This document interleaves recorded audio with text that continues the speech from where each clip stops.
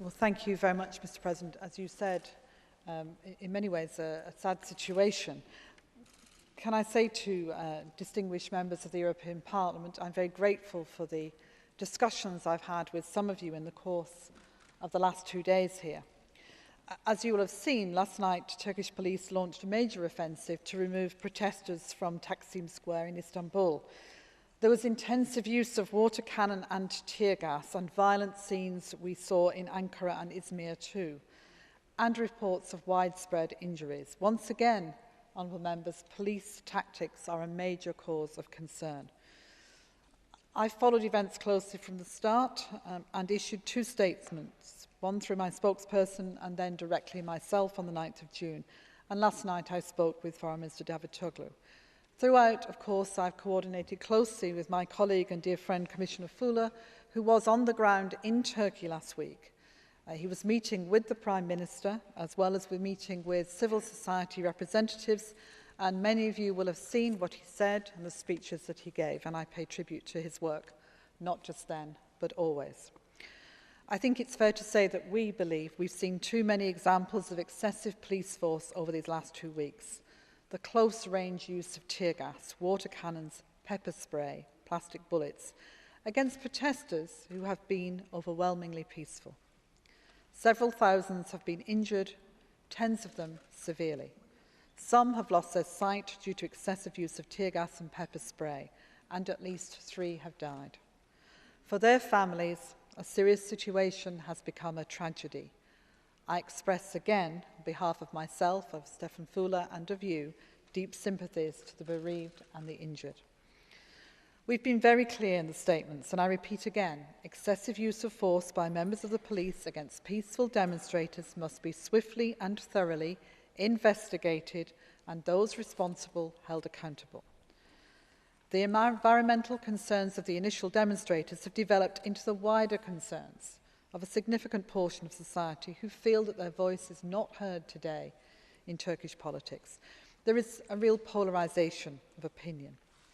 Major AKP rallies in Istanbul and Ankara this weekend could risk adding to the tension when we need to see a de-escalation. The answer, I believe, and as we have said, is engagement, not antagonism. President Gül's call for peace and dialogue has been an important voice of moderation. Deputy Prime Minister Arinç has met union leaders and representatives of the protesters and promised that lessons will be learnt about the need for greater public dialogue in future. Prime Minister Erdogan is due to meet representatives of the protesters today. This is an important opportunity to find a way forward based on dialogue, tolerance and mutual respect. We know that Turkey, as a candidate country, needs to aspire to the highest possible democratic standards and practices. These include the freedom to express opinion and assemble peacefully, the freedom of the media and freedom of religion, belief and thought. Democratically elected governments, even the most successful of them, which have enjoyed 3 election victories and have half the population's support, they still need to take account of the needs and expectations of those who don't feel represented.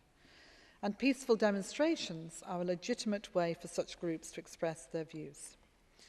I've also been surprised by the initially sparse domestic media coverage given to the demonstrations in Turkey, and by attempts to condemn and restrict the use of social media, which has been the prime form of communication throughout. Freedom of the media is a concern in Turkey. It is right that the European Union should champion it as a channel to exercise freedom of speech. Social media too should not be seen primarily as a source of problems, but as a valuable conduit for communication, legitimate protest and dialogue. Honourable members, this is an important moment for Turkey, a chance for it to renew its commitment to European values, to embrace a culture which values diverse opinion, different lifestyles and open debate. Turkey's reforms over these past years have already been truly impressive. And let's remember that it is this Turkish government that has shown statesmanship, vision and bravery in embarking on a peace process to resolve the Kurdish question. So I am convinced it can meet the challenge too, and use this moment to take further steps forward in expanding fundamental rights and freedoms. this is not the moment to disengage from Turkey, but to engage more closely. And for Turkey, to engage more closely with the EU too. My own foreign policy dialogue with Turkey is increasingly close and fruitful. I visited Ankara in April, President Van Rompuy in May. Our dialogue at the highest level must be kept up, all the more so when times are challenging. Last December's Council stressed the importance of active and credible accession negotiations and the need for those negotiations to regain momentum.